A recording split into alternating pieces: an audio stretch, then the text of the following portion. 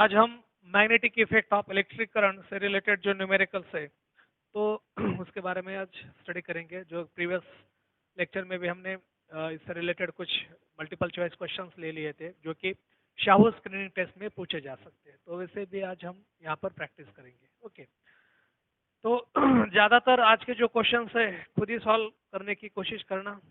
Okay, कुछ theory base होंगे, कुछ न्यूमेरिकल्स, कुछ फिगर बेस। तो लास्ट 4-5 लेक्चर से यही चल रहा है अपना। तो देखते हैं। और transmission line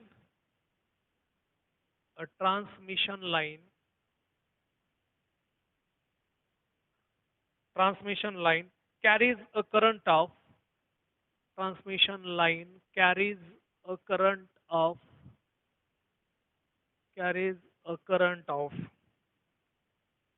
100 ampere in east to west direction, in east to west direction,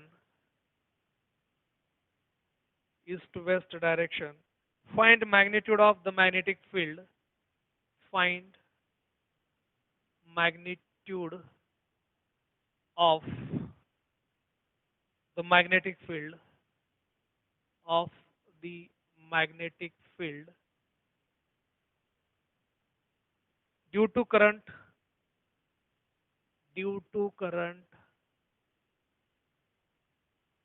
at a distance 1 meter,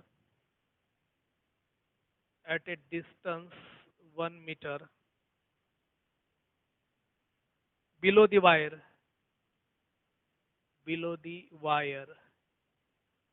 1 meter below the wire।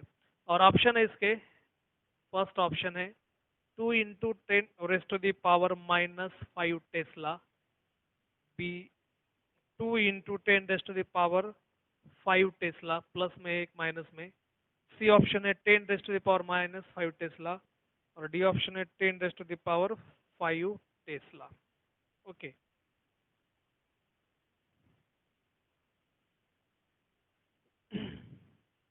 देखो, transmission line carries the current of 100 ampere, तो करंट यहाँ पर 100 एम्पियर दे दिया है और आपको पूछा गया है find magnitude of the magnetic field due to current at a distance of 1 metre below the wire. तो मैग्नीट्यूड ऑफ मैग्नेटिक फील्ड पूछा है, तो B that is equal to mu naught I divided by 2 pi D, यह formula हमारे पास है।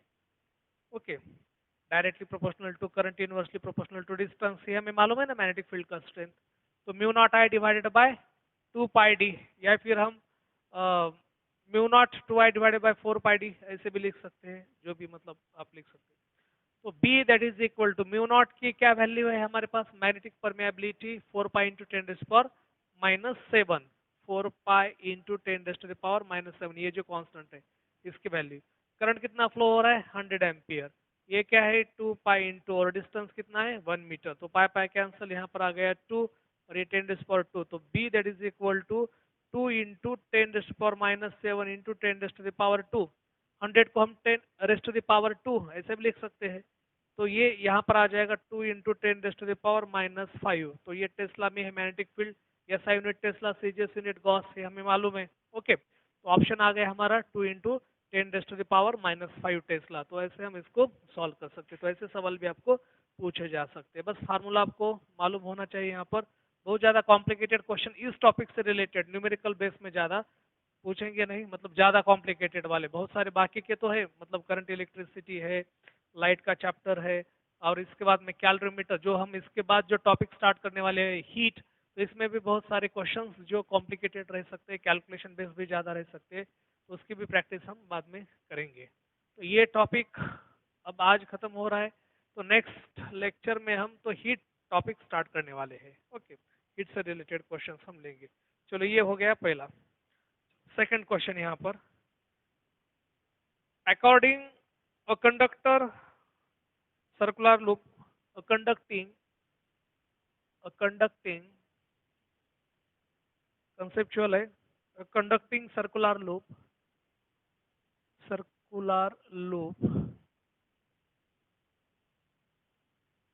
of radius r, of radius R carries a constant current I, carries a constant current I.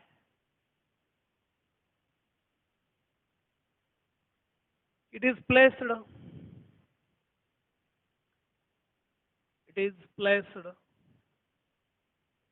in a uniform magnetic field, in a uniform magnetic field magnetic field B naught, ऐसा दे दिया है, such that B naught is perpendicular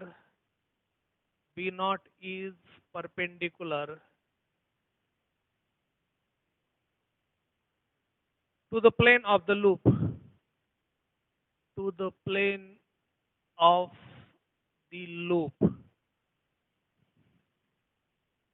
The magnetic force acting on the loop is the magnetic force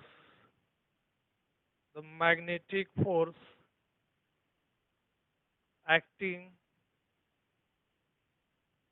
on the loop is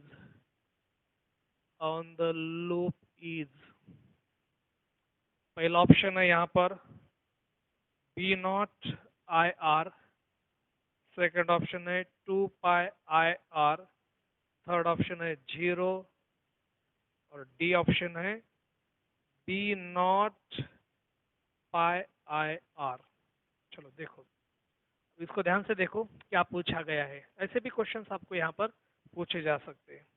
तो देखो यहाँ पर क्या दिया है, a conducting circular loop of radius R, एक कोई सर्कुलर लूप है जिसका रेडियस कितना है आर है, आर रेडियस वाला, okay. Carrying a constant current I, कोई आई करंट यहाँ पर फ्लो हो रहा है, चाहे ऐसे फ्लो हो रहा है ऐसे फ्लो हो रहा है, doesn't matter, okay. I current flow हो रहा है, कैसे भी लिख सकते हैं करंट का direction. It is placed uniform magnetic field B naught, अब इसको यूनिफॉर्म मैग्नेटिक फील्ड में रखा गया है such that B naught is perpendicular to the plane of the loop. तो इस प्लेन को बी नॉट जो है तो ये परपेंडिकुलर है, तो ये कोई मैग्नेटिक फील्ड है जो कि इसमें उसको रखा गया है यूनिफॉर्म मैग्नेटिक फील्ड में। और यूनिफॉर्म मैग्नेटिक फील्ड इस लूप को कैसा है, परपेंडिकुलर है, तो परपेंडिकुलर है तो ऐसे हम इसको लिख सकते हैं।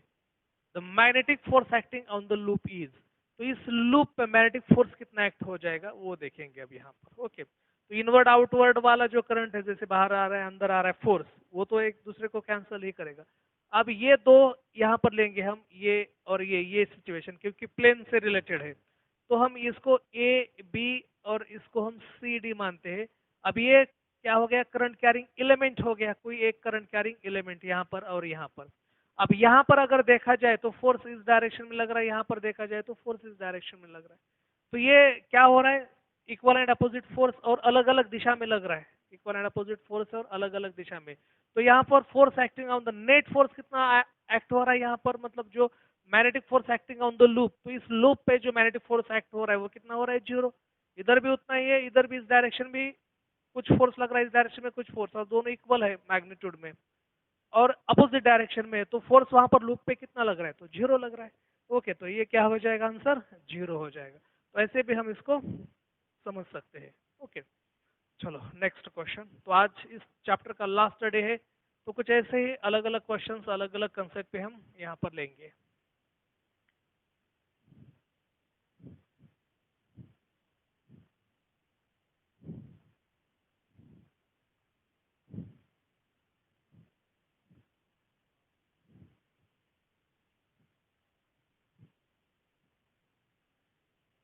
नेक्स्ट अगला सवाल, इन द फिगर शोन, या फिर और एक न्यूमेरिकल बेस लेंगे पहले। अ wire carrying a current of carrying a current of carrying a current of 5 ampere is placed 5 ampere is placed perpendicular to a perpendicular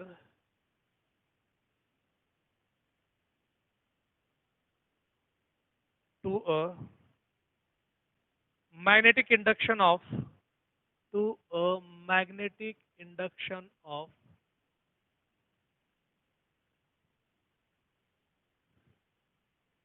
2 Tesla.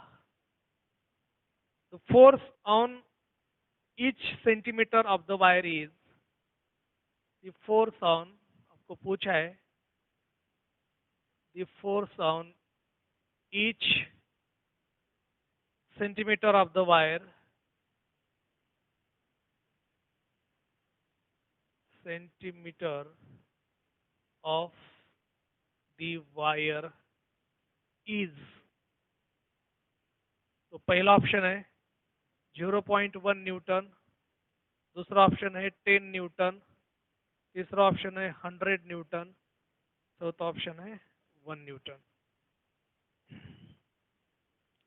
तो अभी यहाँ पर पूछा है a wire carrying a current of 5 ampere, current कितना flow हो रहा है 5 ampere, perpendicular to the magnetic induction of 2 tesla. Okay, तो बी आई एल ये हमारा फार्मूला है, B I L sine theta, perpendicular है तो sine 90, B I sine theta ये फार्मूला है ना। तो आपको फोर्स पूछा है B I L sine theta.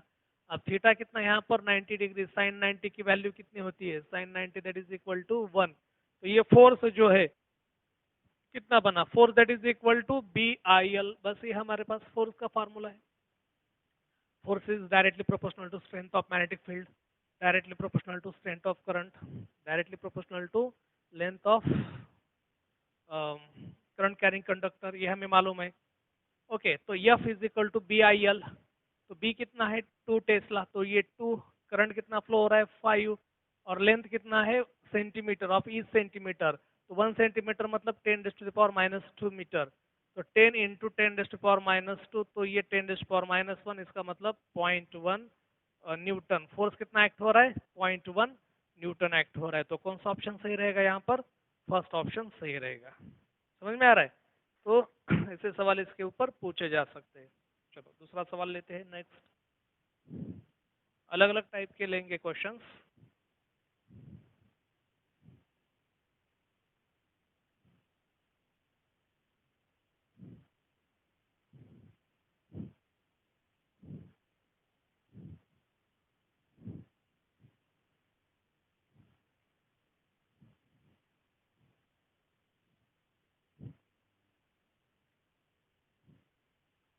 अगला सवाल, in the figure shown,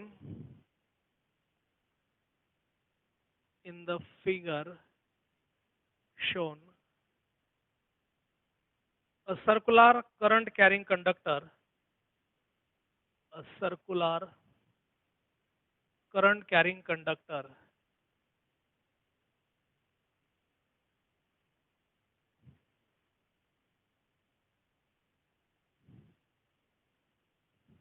lies in YZ plane,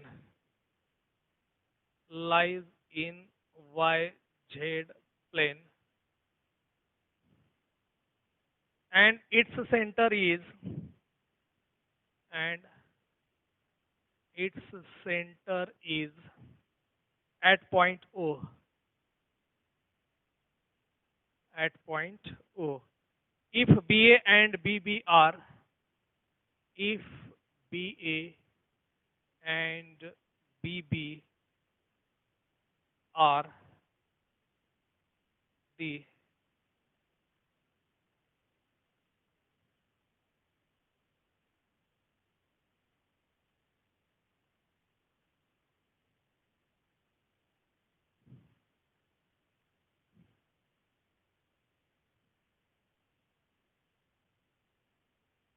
if के जगह हम देन लिख सकते हैं, then B and B B are the. तो आगे पूछा, तो पहले हम फिगर निकालेंगे जो आपको दे दिया है। इस तरह से कुछ फिगर दे दिया आपको, ये फिगर है, ऑप्शन में बाद में लिखता हूँ। यहाँ पर ए पॉइंट है और ये बी पॉइंट, ये एक्स वाई छेद ए ओ, और एक करंट ऐसे है कुछ आई करंट, और आपको ऑप्शन में दे दिया है, फर्स्ट ऑप्शन है B A is equal to B B, second option है B A is greater than B B, third option है BA is less than BB, D option है नन ऑफ दीज। अब देखो यहां पर क्या दे दिया है, in the given figure shown a circular current carrying conductor lies in YZ plane, तो ये YZ प्लेन में है and its centre is eight point O, point O पे सेंटर है और हमें X डायरेक्शन में उसका स्ट्रेंथ मतलब magnetic field at A, magnetic field at B, तो आपको देखना है कि ये क्या मैग्नेटिक फील्ड A पॉइंट पे उतनी रहेगी, मैग्नेटिक फील्ड B पॉइंट पे उतनी रहेगी, ऐसा तो नहीं होगा। तो हम डिस्टेंस से रिलेट करते हैं, मतलब डिस्टेंस अगर कम है तो मैग्नेटिक फील्ड ज्यादा है, तो यहाँ पर क्या आ जाएगा, मैग्नेटिक फील्ड एट ए हमेशा ज्यादा रहेगी, फिर धीरे धीरे मैग्नेटिक फील्ड इंटेंसिटी जो है वो कम होती जाती है, तो यहाँ पर मैग्नेटिक फील्ड ए पे ज्यादा रहेगी एज कंपेयर टू बी, तो हमारा ऑप्शन क्या है, B A is greater than B B, तो ऐसे भी हम यहाँ पर समझ सकते हैं। ओके चलो अगला सवाल देखते हैं।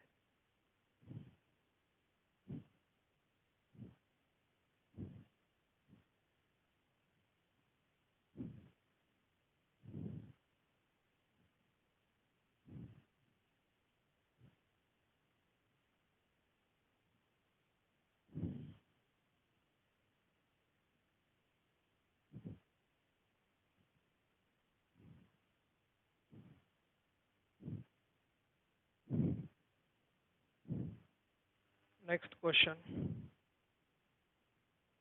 The direction of magnetic field line, the direction of magnetic field line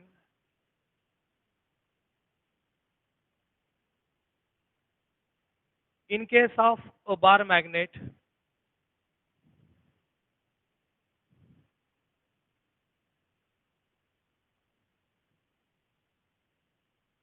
at point A and B are, at point A and B are,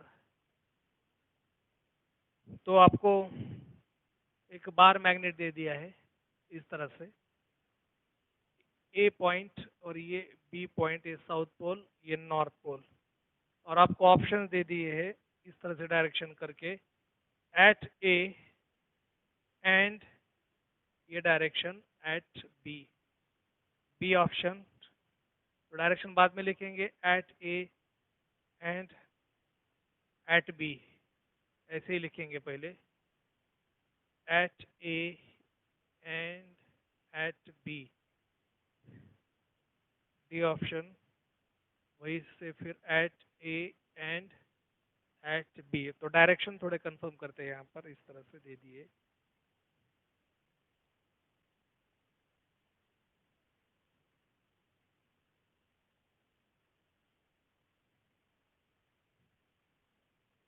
तो देखो डायरेक्शन वाली बात है, तो हमने बार मैग्नेट का क्वेश्चन या फिर कंसेप्ट जो है वो पहले देखा है। जैसे बार मैग्नेट में हम देखते हैं ये कोई बार मैग्नेट है, तो नॉर्थ पोल से जो भी मैग्नेटिक फील्ड लाइन है वो निकलती है और कहाँ पर एंड हो जाता है, साउथ पोल पे। तो बाहर डायरेक्शन कैसे रहेगा, इस तरह से रहेगा। ओके, तो बाहर के साइड में अगर देखते हैं मैग्नेट के बाहर, तो एंटी क्लॉकवाइज रहेगा, मतलब या फिर एंटी क्लॉकवाइज, ये तो हमने पहले ही सोलेनॉइड वाला कंसेप्ट या फिर ये सब देख लिया है, तो अब वहां पर नहीं जाना है, सिर्फ बार मैग्नेट का कंसेप्ट देखना है। तो नॉर्थ पोल से मैग्नेटिक फील्ड लाइंस निकलती है और कहां पर एंड हो जाती है, साउथ पोल में।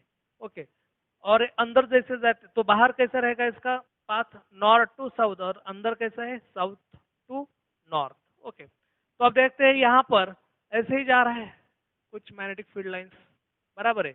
तो ये जब अंदर जाएगा तो ए इस तरह से और बी साइड में इस तरह से, इस डायरेक्शन में जाएगा, तो ये ऐसे जा रहा है और बी ऐसे जा रहा है एट बी, तो ये ऐसे, डी ऑप्शन यहाँ पर सही रहेगा। समझ में आ रहा है? तो this is the correct option, D option is the correct option. तो ये डायरेक्शन के बारे में जो भी क्वेश्चन है ज्यादातर इस टॉपिक पे पूछे जा सकते हैं, तो प्रैक्टिस भी आपको वैसे ही करना है थोड़े डायरेक्शन बेस पे। चलो अगला सवाल देखते हैं।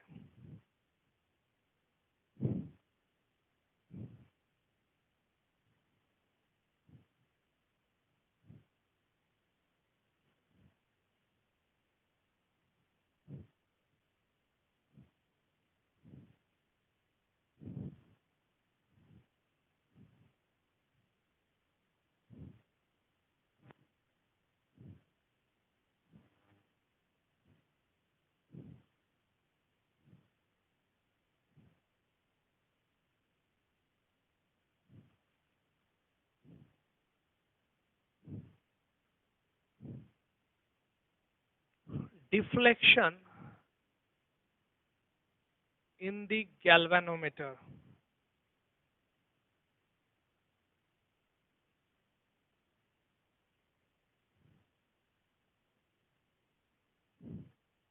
तो आपको एक कंसेप्ट दे दिया है कुछ ऐसे, एक गैल्वेनोमीटर है,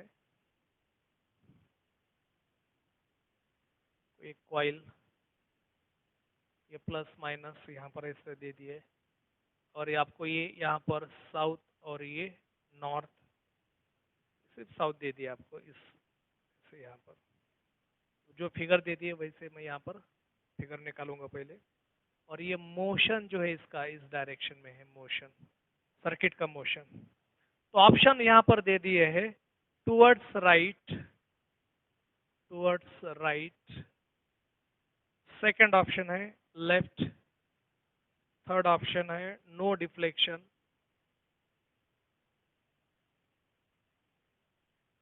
और लास्ट ऑप्शन है none of these, none of this. तो देखो क्या आ जाएगा यहाँ पर।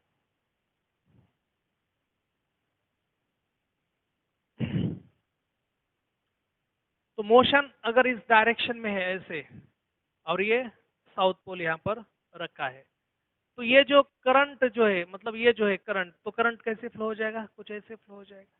मोशन अगर इस डायरेक्शन में है, ये साउथ पोल है, तो ये नॉर्थ पोल इधर रहेगा, तो ये मैग्नेटिक फील्ड लाइंस कुछ ऐसे आ जाएगी इसके अंदर। ओके, ये इस तरह से आ रही है अंदर। अब देखो हमने उसको यहाँ से दूर हटा दिया, बराबर है, तो ये करंट का डायरेक्शन कैसे रहेगा, ऐसे डायरेक्शन। तो फिर से वही रूल्स हम लगाकर हम करंट का डायरेक्शन भी देख सकते हैं। ओके, तो ये करंट ऐसे फ्लो हो जाएगा, मतलब कुछ ऐसे। तो ये डिफ्लेक्शन जो है, तो कहाँ पर हो जाएगा, लेफ्ट डायरेक्शन में उसका डिफ्लेक्शन हो जाएगा। तो कहाँ पर हो रहा है डिफ्लेक्शन, लेफ्ट डायरेक्शन। तो ये आसान है, डायरेक्टली हम उसको देख सकते हैं। करंट का डायरेक्शन कैसे रहेगा, ये मैग्नेटिक फील्ड का डायरेक्शन और मोशन का डायरेक्शन।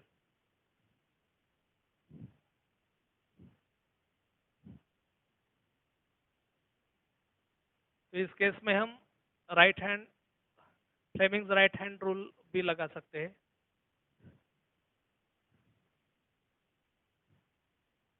करंट के डायरेक्शन के लिए।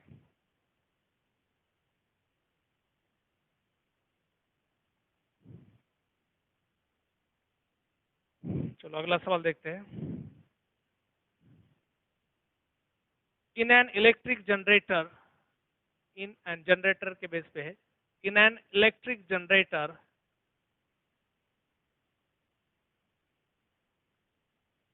split rings are used for, split rings are used for। ये छोटे छोटे क्वेश्चन है, लेकिन अगर हमें कंसेप्ट मालूम नहीं है तो फिर इसके आंसर हम नहीं दे पाते। तो ऐसे भी क्वेश्चंस आपको पूछे जा सकते हैं, तो आपको ऐसे भी प्रैक्टिस करनी है। Converting DC to AC, converting DC to AC. Second, converting AC to DC, converting AC to DC. क्योंकि ज्यादातर बच्चे ऐसे क्वेश्चन में कम मार्क्स मिलते हैं उनको, क्योंकि ये इसकी तरफ ध्यान ही नहीं देते। Reducing power consumption, reducing power consumption. तो आपको जनरेटर का यूज भी देखना है यहाँ पर। इसमें से स्प्लिट रिंग किसके लिए यूज किया जाता है, to split the current, to split the current.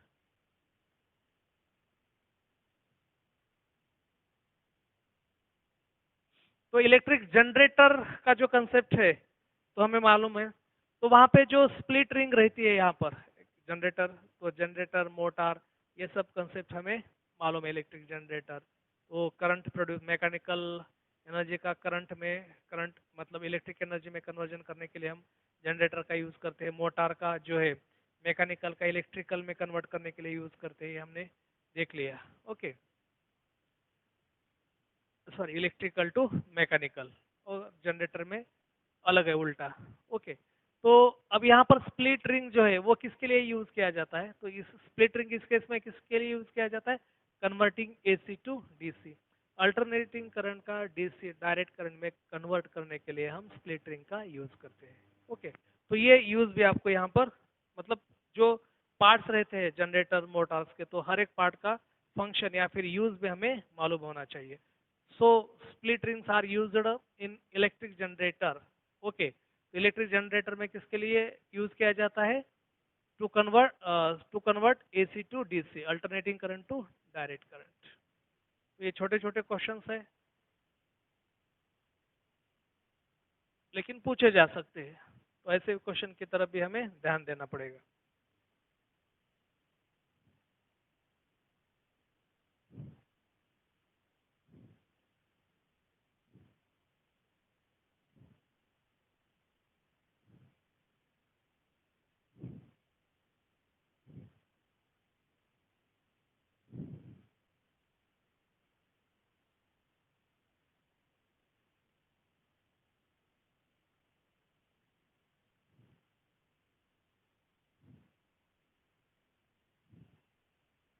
The electric device, the electric device which works on the phenomenon, which works on the phenomenon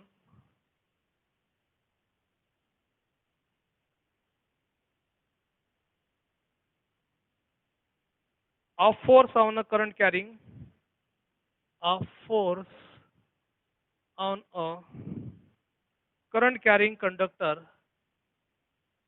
current carrying conductor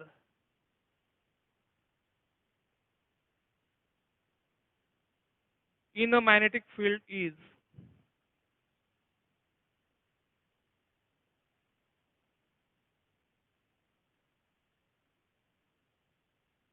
number 1 generator, number 2 या फिर A option B option भी लिख सकते हैं, accelerator, C and D option है transformer.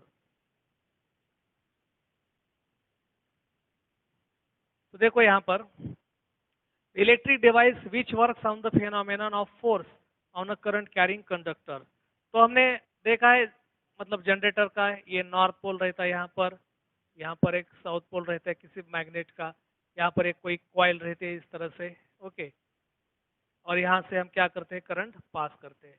जैसे current इसमें से पास हो जाता है और मैग्नेटिक फील्ड लाइन जो है इस डायरेक्शन में रहेंगी, तो इस पे कुछ फोर्स एक्ट हो जाएगा. ओके, तो हम उस फोर्स के एक्ट होने से फिर ये इस तरह से रोटेट करता है, मूव करता है. ये मतलब जनरेटर और मोटर के केस में भी देखा है, लेकिन यहाँ पर स्पेशली अब देखो जनरेटर भी और मोटर दोनों भी ऑप्शन में है. तो जो ध्यान से देखना पड़ेगा इस केस में, the electric device which works on the phenomena of force on a current carrying conductor. तो यहाँ पर करंट कैरिंग कंडक्टर है और इस पर फोर्स एक्ट हो रहा है. ओके, और जनरेटर के केस में हम उसको ऐसे घुमाते हैं. ओके, और फिर वो जो है वहां पर करंट जो है वो मैथमेटिक फील्ड रहेगा, उसको घुमा रहे तो फिर करंट यहाँ पर मिल जाता है. तो वो अलग कंसेप्ट है. तो ये सही आंसर क्या रहेगा यहाँ पर, मोटर रहेगा. ओके, तो option C is the correct option.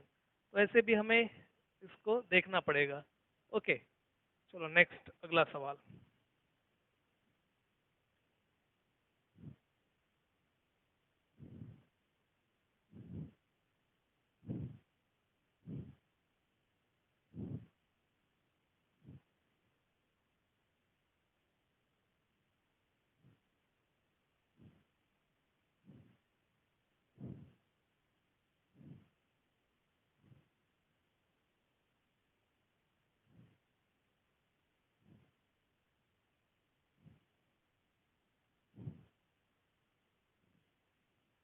Rectangular coil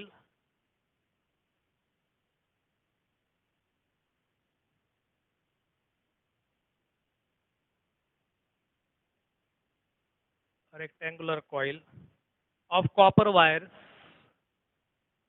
of copper wires is rotating in a magnetic field, is rotating in a magnetic field, magnetic field. The direction of the induced current, the direction of the induced current induced current changes once in each changes once in each once in each number 1 2 revolution,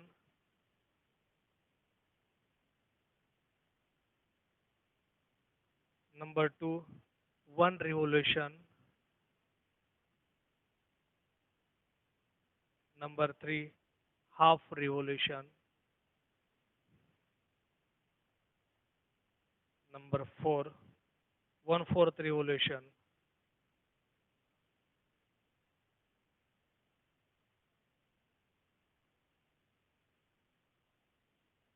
one fourth revolution. तो देखो option है rectangular coil of copper wire is rotating in a magnetic field, the direction of the induced current changes once in each. तो ये magnetic field है, ऐसे भी आप देखते हैं ये नॉर्थ पोल, ये साउथ पोल, ये कोई रेक्टेंगुलर कॉइल है, ऐसे हम यहाँ पर लेंगे इस रेक्टेंगुलर कॉइल को, इसको रोटेट कर रहे हैं। Rectangular coil of copper wire is rotating in a magnetic field, तो ये फील्ड का डायरेक्शन है, तो मैग्नेटिक फील्ड में हम उसको क्या कर रहे हैं, रोटेट कर रहे हैं। Okay, the direction of the induced current changes once in each. तो जैसे ही हम इसको रोटेट कर रहे हैं, ओके, तो एक बार ये करंट ऐसे फ्लो हो रहा है, फिर यहाँ पर कुछ रिंग्स रहते हैं, ओके, तो ये स्प्लिट रिंग क्या करेगा, फिर एक बार उसको चेंज करेगा। जैसे ये करंट फ्लो होके यहाँ पर आ जाएगा, फिर एक बार वो क्या करेगा, चेंज हो जाएगा, ये फेस नीचे जाएगा, ये फेस ऊपर आएगा।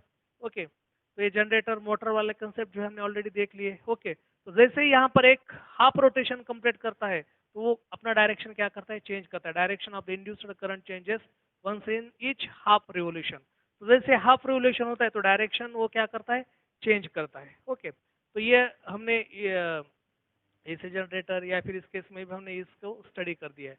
तो ये आ जाएगा सही आंसर हाफ रिवोल्यूशन। ओके, तो याद रखना। नेक्स्ट अगला सवाल देखते हैं।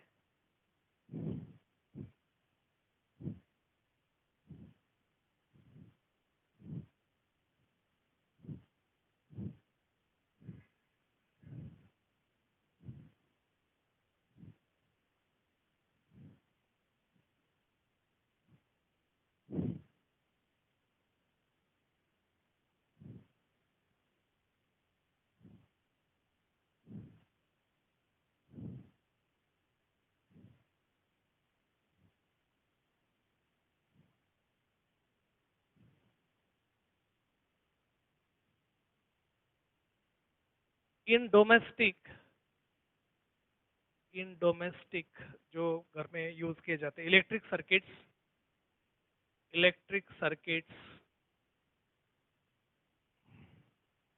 Fuse must be placed fuse must be placed fuse कहां पर रखा जाता है, फ्यूज इन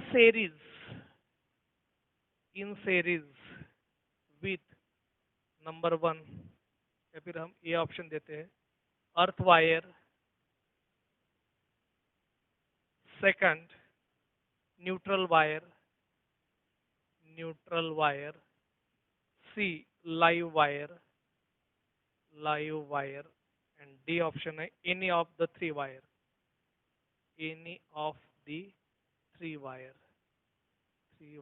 ओके, तो सही आंसर क्या रहेगा, देखो डोमेस्टिक इलेक्ट्रिक सर्किट, जैसे मेन सप्लाई जो है वहां से इस तरह से लाइंस आ जाती है। तो ये जो हम जैसे यहाँ पर मतलब हमारा जो मीटर रहता है घर में, तो यहाँ पर ये कनेक्शन आते हैं, तो ये होता है पहला लाइव वायर और ये होता है न्यूट्रल वायर। तो फ्यूज हमेशा यहाँ पर ही कनेक्ट किया जाता है इन सीरीज विथ लाइव वायर, क्योंकि एक्चुअल जो फ्लो होता है ना करंट, वो लाइव वायर में होता है। जैसे सर्किट के अंदर जाना है तो लाइव वायर से, सर्किट के बाहर आना है तो न्यूट्रल वायर से ये आ जाता है। ओके, तो ये लाइव वायर हमेशा फ्यूज को कैसे रहेगा, सीरीज में रहेगा, याद रखना। ओके, या फिर फ्यूज जो है वो लाइव वायर में सीरीज में ही रहेगा, तो लाइव वायर ये सही आंसर रहेगा यहाँ पर। समझ में आ रहा है आपको? ओके, चलो नेक्स्ट देखते हैं अगला।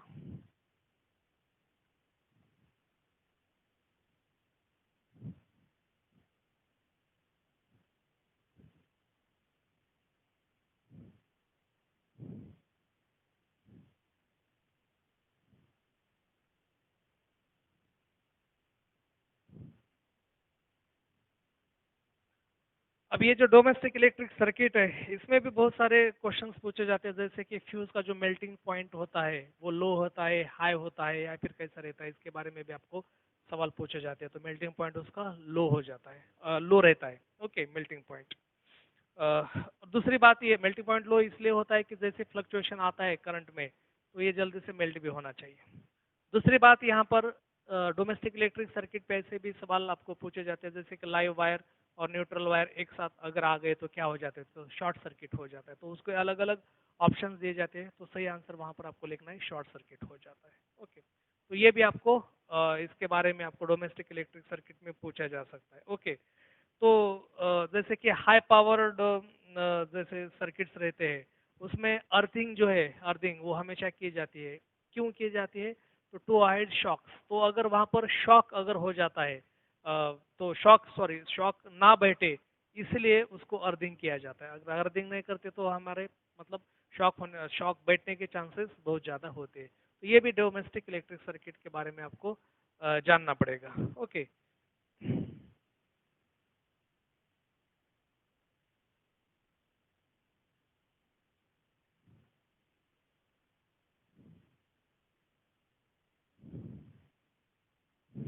अब जैसे हमारे पास एक ये रहता है ना इस तरह से बोर्ड घर में, तो इसके 3 होल्स रहते हैं ऐसे, ये इस तरह से। और ये जो है वो बहुत बड़ा ज्यादा होल रहता है यहाँ पर, सॉकेट बोलते हैं ना हम उसको, सॉकेट। ओके, तो अब आपको इसके ऊपर भी सवाल पूछा जाता है कि ये जो बड़ा होल होता है तो उसमें न्यूट्रल वायर जाता है, मतलब जैसे लाइव वायर, न्यूट्रल वायर और अर्थिंग वाला वायर, 3 वायर्स रहते हैं। ओके, तो ये जो बड़ा वाला होल है इसमें कौन सा वायर मतलब कनेक्टेड रहता है? तो हमेशा याद रखना यहाँ पर जो है अर्थिंग वाला वायर जो है वो कनेक्टेड रहता है, अर्थिंग वाला। ओके, और फिर इसमें एक में न्यूट्रल वायर, एक लाइव वायर अंदर चला जाएगा, मतलब लाइव वायर एक रहेगा और दूसरा न्यूट्रल वायर कनेक्टेड रहता है। जैसे करंट हम पास करते हैं तो लाइव वायर से अंदर करंट जाएगा और बाहर यहाँ से न्यूट्रल वायर से करंट बाहर आता है। और ये जो है बड़ा वाला होल, जैसे 3 पिन वाला रहता है ना सॉकेट, तो वो जो बड़ा वाला होल रहता है ना वो हमेशा याद रखना वो अर्थिंग के लिए रहता है। ओके, तो इसके ऊपर भी आपको क्वेश्चन पूछे जाते हैं कि अर्थिंग, न्यूट्रल, लाइव या फिर एनी ऑफ दिस कौन सा भी हम वहाँ पर लगा सकते हैं, तो कौन सा भी नहीं लगा सकते। तो अर्थिंग वाला ही वायर बड़े होल में, और ये न्यूट्रल और लाइव वायर के लिए रहता है, याद रखना। तो इस तरह से हमने इस टॉपिक से रिलेटेड बहुत सारे क्वेश्चंस ले लिए हैं, कुछ थ्योरी बेस्ड, कुछ न्यूमेरिकल्स, कुछ फिगर बेस्ड, कुछ कंसेप्चुअल। तो ऐसे प्रैक्टिस आपको करनी है। अब नेक्स्ट लेक्चर में हम नया चैप्टर जो है वो स्टार्ट करेंगे, नया टॉपिक जो कि शाउट स्क्रीनिंग टेस्ट में आता है। तो देखते हैं नेक्स्ट लेक्चर में।